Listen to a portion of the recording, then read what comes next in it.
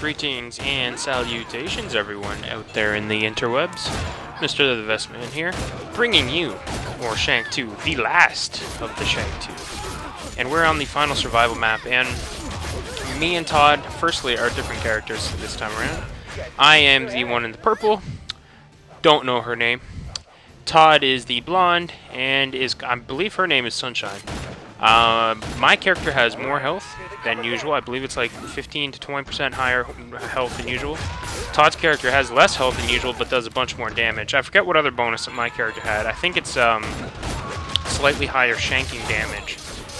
And the reason I ended up switching is just because I like the Shank character, but I wanted to try to keep up money-wise with Todd. And as I've mentioned before, the one benefit I find the female characters have over the male ones is that the scythe is really, really amazing at comboing. Especially juggling. It does a tremendous job for whatever reason it is, the way it's been designed, to juggle bad guys. It lifts them and sustains that lift, keeps them in the air for a very long time. So that was one of the reasons I switched. And I frankly like playing as the girls. A lot of them have really interesting skills, or like attributes I should say, and the scythe is really a fun weapon to use. This level you can see has a few hazards that aren't on the other ones. For instance, you can jump clean off the map. I do this at one point, I don't know if I left it in the video. If you're on the bottom level, as you see there now, you can actually just jump right off over that railing and fall in the water. It's an instant kill. Your teammate will have to revive you. Also, this level does not have a normal trap, so there is no instant kill trap, there is no fire trap. What this level has is 2 harpoon guns, and it has a trap in the middle for the boat. You can lower the boat down onto guys. The harpoon guns are an instant kill on everything almost, except for, I believe, the super boss, the really, really big guy that has his own health bar. That takes about 8 shots or so to kill, but everything else pretty well in one shot, and those things are really useful. They're amazingly powerful, and they really can help you get to wave 30, which is the end.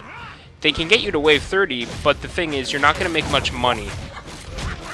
Each time you kill an enemy with them, I think you only get 10 points, I believe. Whereas if you killed the enemy with your weapons and stuff, you could make, upwards of 100 points if you're juggling him and all that. So you're really limiting how much money you get. So although in the early game they might be very useful, later on they can just pose a huge problem.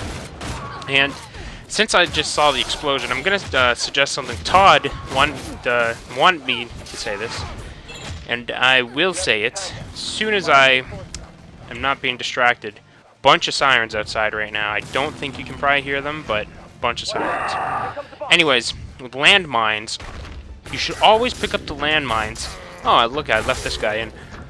And the reason I say pick up the landmines is because you can pick up the landmine, lay it down, and completely forget about it.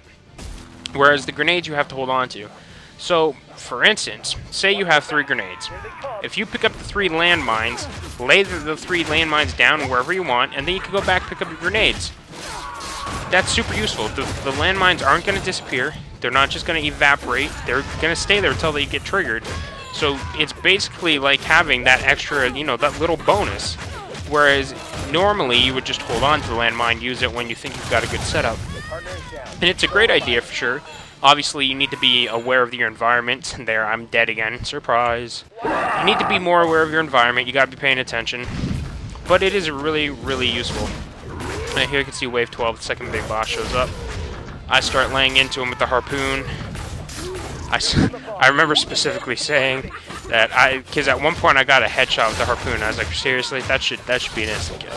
Should be an instant kill. But the other thing, there's quite a few birds on this level. I feel there's a little more than as is typical on the other ones. But aside from those few differences, like the harpoons, like the boat, like the fact you can jump off the edge, there really isn't too much different wave-wise. You're still going to encounter the same type of waves. You're still going to have a couple zombie waves, and the zombie waves can actually be easier on this level because of those harpoons. And the reason I say this is because if they're all lined up in a nice little row, the harpoon will penetrate infinitely. So if there's 10 guys in a row, you're going to get 10 kills. That's very rare, but I'm just saying. This level I also really like too because that central platform is really long.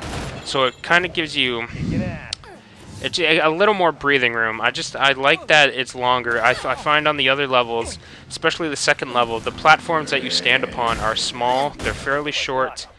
And it's fairly compact, so you can actually, I just find it's harder to do those levels. This second one in particular, I find is the hardest level.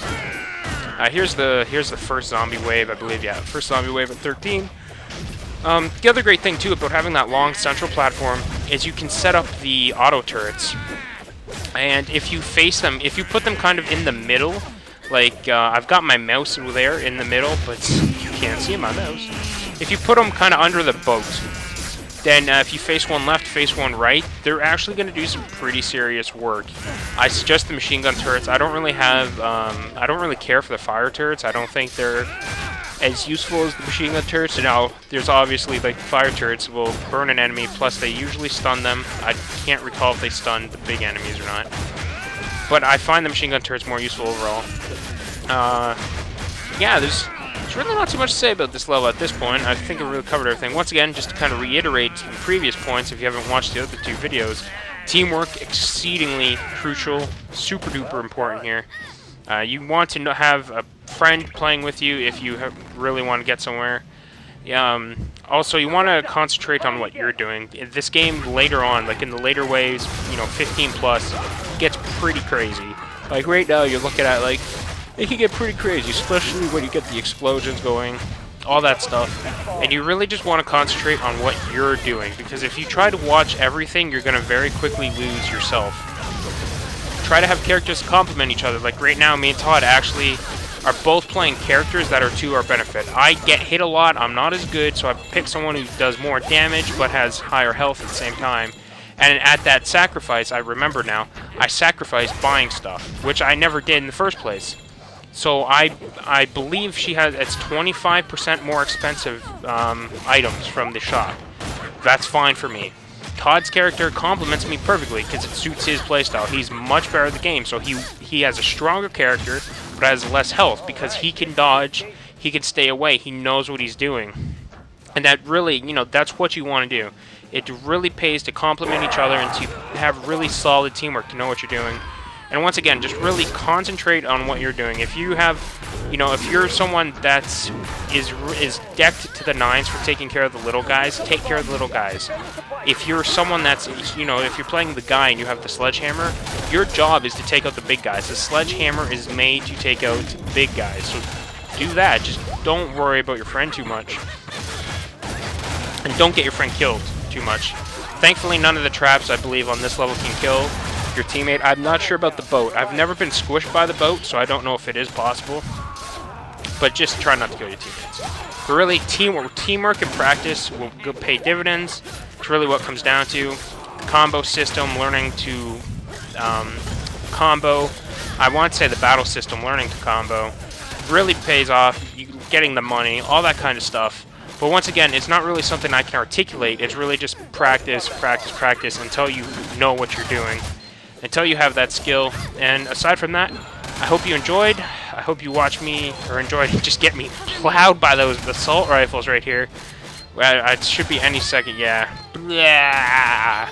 Bullets suck. I thank you for watching, and we will see you.